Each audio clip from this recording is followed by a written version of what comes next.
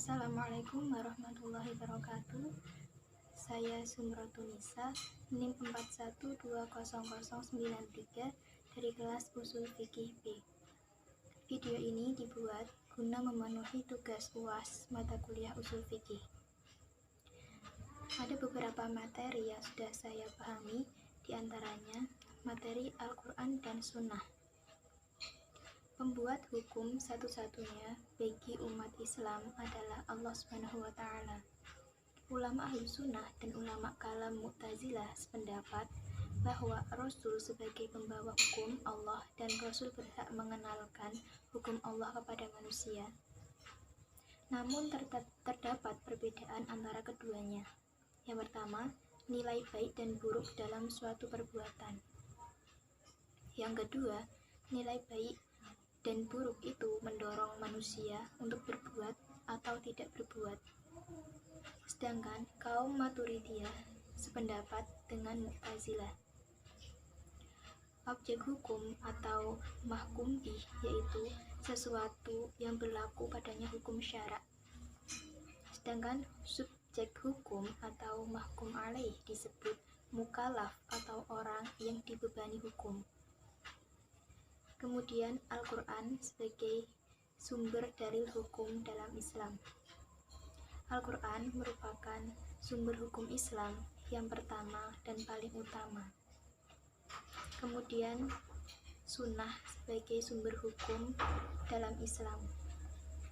Sunnah yaitu sumber hukum Islam yang kedua setelah Al-Quran. Secara terminologis, Sunnah yaitu setiap yang keluar dari Rasulullah, baik perkataan, perbuatan, maupun persetujuan. Sedangkan hadis yaitu apa-apa yang disandarkan pada Rasulullah, baik perkataan, perbuatan, persetujuan, maupun penggambaran.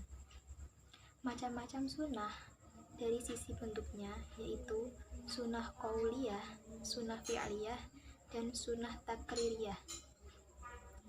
Dan macam-macam sunnah dilihat dari sisi sanadnya dibagi menjadi 3, yaitu sunnah mutawatir, sunnah masyhur, dan sunnah ahad. Kemudian fungsi sunnah yaitu pertama sebagai penguat, kedua sebagai penjelas, dan ketiga sebagai pembatasan. Materi yang selanjutnya yaitu mengenal usul fikih. Menurut Syafi'iyah, memahami usul fikih yaitu memahami dalil-dalil fikih secara global, dan dalil-dalil global tersebut menghasilkan rumusan-rumusan hukum fikih.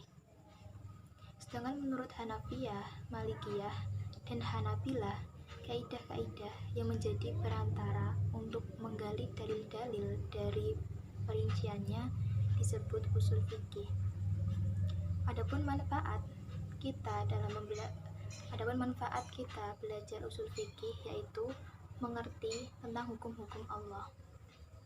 Materi selanjutnya yaitu hukum syara.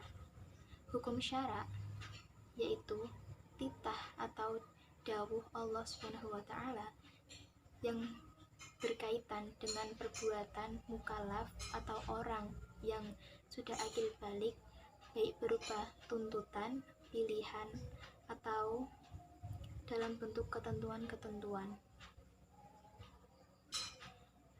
Pengertian tersebut merupakan pengertian menurut usul fikih. Sedangkan menurut ahli fikih, sifat hukum syara yaitu sifat yang merupakan pengaruh atau akibat yang timbul dari khitab Allah kepada mukallaf.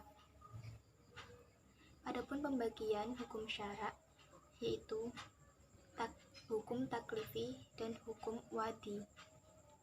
Hukum syara secara umum dibagi menjadi beberapa yaitu wajib, mandub, haram, karohah, mubah, muhsah, atau azimah. Hukum-hukum syara secara umum dibagi menjadi wajib, mandub, haram, karohah, mubah, ruksah, dan azimah. Materi selanjutnya yaitu kias. Kias adalah penetapan bagi suatu masalah hukum yang sama dengan hukum suatu kasus lantaran adanya kesamaan hukum ilatnya menurut sang mujtahid. Adapun rukun kias yang pertama al-asl, 2 hukum al-asl, 3 ilat, dan 4 al-far'u. Yang pertama al-asl. Al-asl yaitu masalah pokok yang sudah jelas status hukumnya dengan berlandaskan nas syara'. Yang kedua, hukum al-asl yaitu status hukum yang ditetapkan nas syara' terhadap al-asl.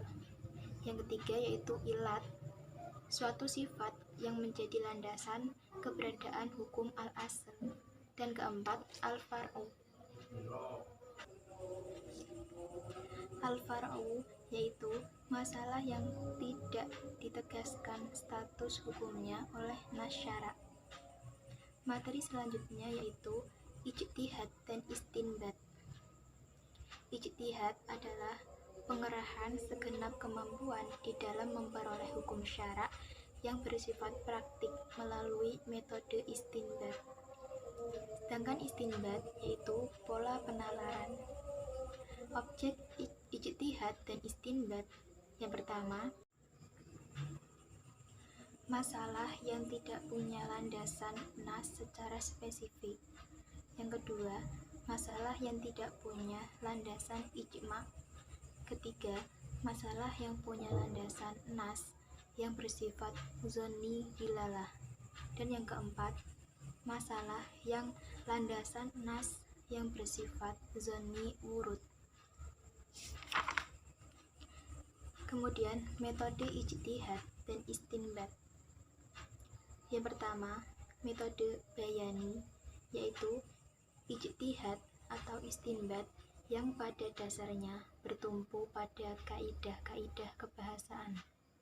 Yang kedua yaitu taklili atau qiyasi, yaitu ijtihad atau istinbat yang berusaha mencermati alasan rasional atau ilat yang mendasari hadirnya suatu norma hukum dalam Al-Quran atau hadis dan memperluas pemberlakuan norma tersebut pada kasus-kasus yang serupa.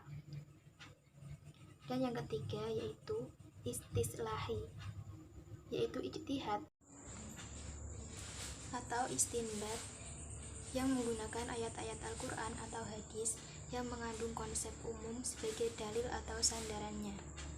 Kemudian hasil produk dari ijtihad dan istinbat yaitu yang pertama fatwa atau opini hukum, yang kedua putusan peradilan, yang ketiga kitab fikih, dan yang keempat peraturan perundang-undangan.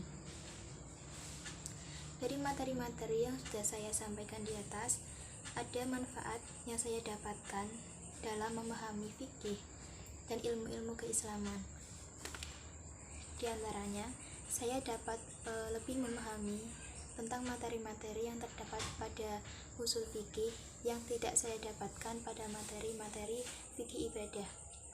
Karena dalam materi fikih ibadah cenderung lebih membahas tentang ibadah-ibadah yang dilakukan oleh umat-umat Islam, sedangkan pada usul fikih materi-materi yang disampaikan cenderung lebih luas, bahkan sampai dengan metodologi yang digunakan.